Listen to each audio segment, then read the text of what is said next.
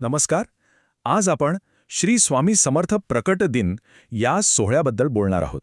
पण हा फक्त एक समारंभ नाहीये, तर त्यामागे एक खूप खोल आध्यात्मिक आणि भावनिक अर्थ दडलेला आहे.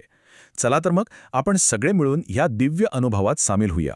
आपल्या सगळ्यांच्याच आयुष्यात कधी ना कधी अशी एक वेळ येते जेव्हा असं वाटतं की सगळं काही संपलंय, सगळीकडून फक्त अंधार दाटून आलाय. खरंच मन अगदी खचून गेलेलं असतं, आशेचा एक किरणही दिसत नसतो आणि असं वाटतं की सगळे रस्ते बंद झालेत. अशावेळी आपल्याला एका आधाराची सगळ्यात जास्त गरज असते. पण मग पुढे काय होतं? ही निराशा अशीच राहते का? तर नाही, कारण असं म्हणतात की जिथे सगळं संपतं तिथूनच एका नव्या शक्तीचा उदय होतो. आणि ती शक्ती दुसरी तिसरी कोणी नसून ती असते एक दिव्य उपस्थिती, जी आपल्याला त्या कठीण काळातून बाहेर काढण्यासाठीच आलेली असते. अगदी बरोबर. जेव्हा वाटतं की आता काहीच उरलं नाही, तेव्हाच एक आध्यात्मिक ऊर्जा, एक मार्गदर्शक शक्ती आपल्याला आधार देण्यासाठी प्रकट होते आणि आपला हात धरते. पण प्रश्न हा आहे की ही शक्ती येते तरी कुठून? तर या दिव्य शक्तीचं मूळ स्थान आहे अक्कलकोट.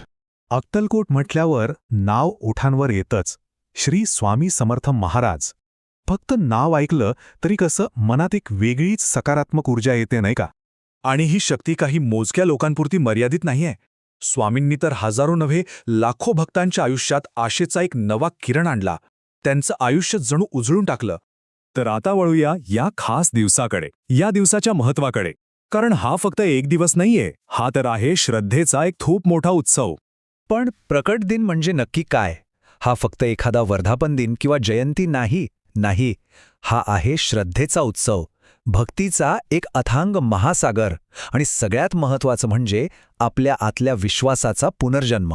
कल्पना करा, त्या सोहळ्याचं वातावरणच इतकं भारलेलं असतं की तिथे आलेला प्रत्येक जण आपलं व्यक्तिगत दुःख, चिंता सगळं काही विसरून जातो.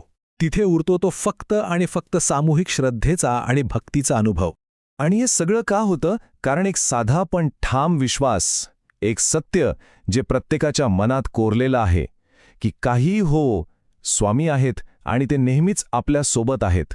बस हाच विश्वास तर खरं बळ देतो.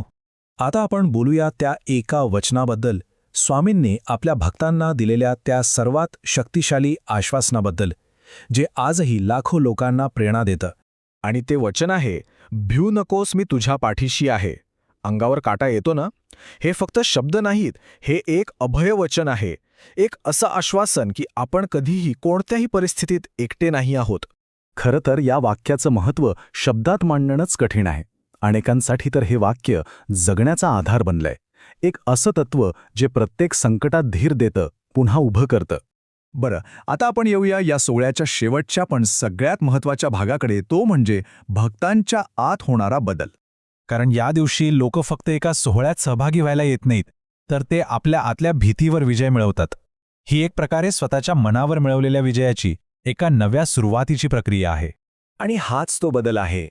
भीतीचं रूपांतर होतं आशेत, निराशेची जागा घेते शक्ती, आणि जो एकाकीपणा वाटत असतो तो नाहीसा होऊन तिथे श्रद्धेचा उदय होतो.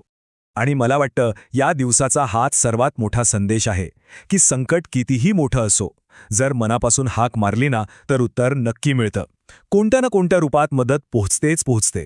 कारण एक गोष्ट आपण सगळ्यांनी लक्षात ठेवली पाहिजे, स्वामी समर्थ हे फक्त एक नाव नाहीये. ती आहे एक जिवंत अनुभूती. हो, एक असा अनुभव जो शब्दांत नाही सांगता येत, तो फक्त अनुभवायचा असतो. आणि हीच ती शक्ती आहे जी आजही आपल्याला सगळ्या भक्तांना योग्य मार्ग दाखवते. चला तर याच एका सकारात्मक अनुभूतीसोबत आपण आज इथे थांबूया. श्री स्वामी समर्थ.